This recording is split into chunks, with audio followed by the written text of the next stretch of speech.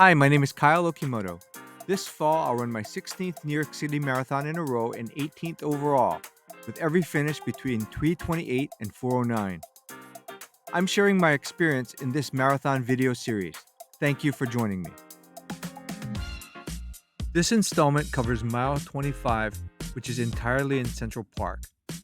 There are gradual turns in Central Park. If you don't run here regularly and get to town a few days in advance, make sure to run this stretch to train your mind. In addition to the gradual turns, you will notice the fall beauty of Central Park in early November. You will also notice the rolling hills.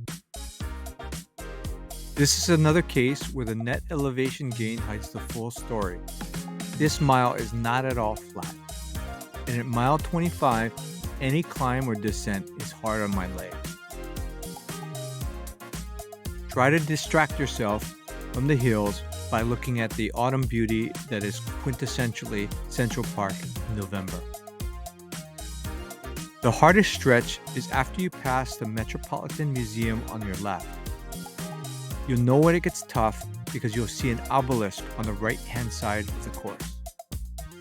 Shortly after that, you go downhill and then climb steadily uphill.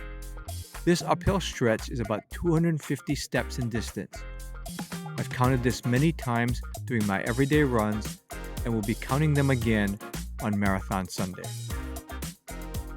In addition, be aware that Central Park Drive is a very narrow 3-car lane road. In recent years in nice weather, the crowds in Central Park are huge and police struggle to keep spectators off the road.